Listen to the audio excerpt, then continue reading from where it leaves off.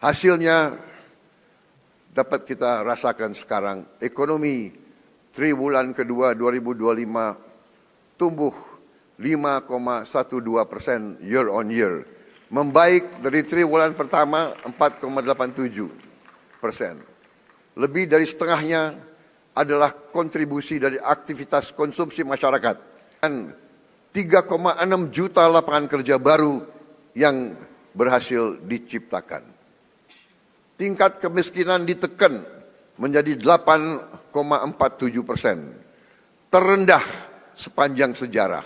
Pada kesempatan yang baik ini, saya ingin menyampaikan apresiasi yang setinggi-tingginya kepada pimpinan dan anggota DPR RI atas kerjasama dan dukungan selama ini dalam penyusunan dan pelaksanaan APBN. Insya Allah ikhtiar kita bersama akan berkontribusi bagi terwujudnya kesejahteraan rakyat Indonesia. Pimpinan dan anggota Dewan yang saya hormati, hari ini saya berdiri di hadapan saudara-saudara untuk menyampaikan pidato pengantar rancangan APBN tahun 2026. Ini adalah APBN pertama yang saya rumuskan sebagai Presiden Republik Indonesia.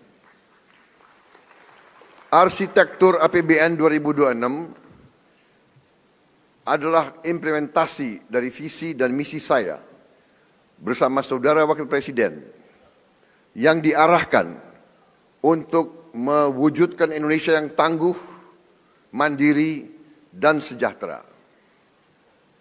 Ketangguhan adalah fondasi terciptanya kemandirian dan kesejahteraan rakyat. Kita akan perkuat ketahanan di bidang pangan, energi, ekonomi, dan pertahanan. Sumber daya alam harus dikelola demi rakyat, bukan demi segelintir kelompok manusia Indonesia. Hilirisasi akan kita perluas, lapangan kerja akan kita ciptakan, nilai tambah harus kita maksimalkan, dan nilai tambah itu harus tetap berada di tanah air kita, Indonesia. Semua anak bangsa berhak maju. Pendidikan dan kesehatan harus merata. Pemerataan pembangunan kita lakukan dari Sabang sampai Merauke. 10 bulan pertama ini kita semua bekerja keras, bersatu padu, mewujudkan cita-cita bangsa di tengah lingkungan global yang bergerak sangat dinamis, penuh ketidakpastian. Tensi geopolitik terus memanas. Perang fisik berada di mana-mana. Perang tarif menjadi ancaman bagi ekonomi global. Tata kelola dunia berubah drastis.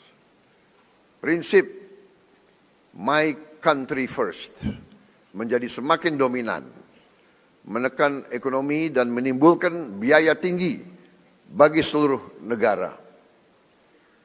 Dengan dukungan semua komponen bangsa, pemerintah bersatu padu, berjuang agar rakyat tetap terlindungi, ekonomi Indonesia tetap stabil, dan layanan publik dapat berjalan efektif.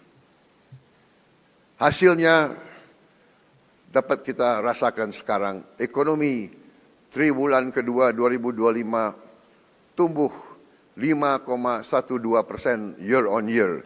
Membaik dari triwulan pertama 4,87%. Lebih dari setengahnya adalah kontribusi dari aktivitas konsumsi masyarakat yang meningkat 4,97%. Ekspor kita tumbuh kuat 10,67%. Nilai tambah dari hilirisasi menjadi penyumbang terbesar kuatnya ekspor kita. Kuatnya ekonomi menunjang peningkatan kesejahteraan rakyat. Tingkat pengangguran turun menjadi 4,76% di Februari 2025 dari 4,86% 2,82% tahun lalu, dengan 3,6 juta lapangan kerja baru yang berhasil diciptakan. Tingkat kemiskinan ditekan menjadi 8,47%, terendah sepanjang sejarah. Pemerintah bekerja keras agar inflasi tetap rendah di kisaran 2,4%, sehingga menjaga daya beli rakyat, terutama masyarakat yang tidak mampu.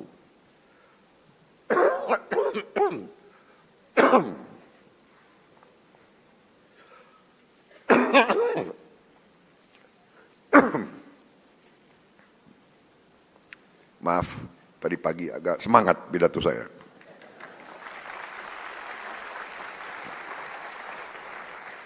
Inilah bukti nyata, dengan kerja keras dan kesungguhan kita mampu memperjuangkan nasib jutaan rakyat Indonesia untuk hidup lebih sejahtera. Optimisme dan kepercayaan investor terhadap kinerja dan prospek perekonomian Indonesia tinggi.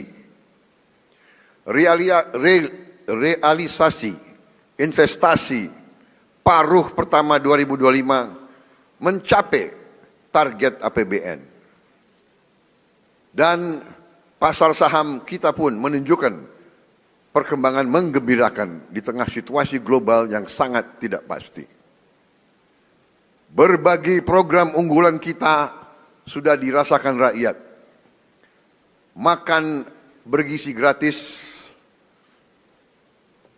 hari ini telah mencapai 20 juta penerima manfaat. Cek kesehatan gratis sudah mencapai lebih dari 17 juta penerima manfaat. Revitalisasi sekolah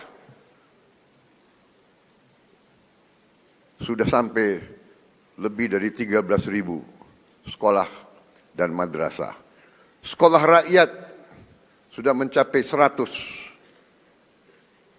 Pembentukan koperasi desa dan kelurahan Merah Putih telah dimulai tahun ini. 80.000 koperasi telah dibentuk.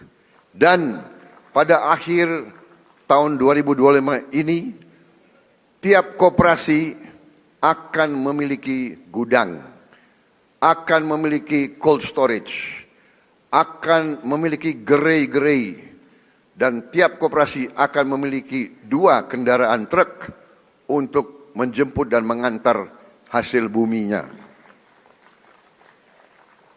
Kita juga tidak boleh lupa bahwa kita harus membentuk sumber daya manusia unggul untuk jangka panjang, tapi program tersebut harus kita mulai sekarang.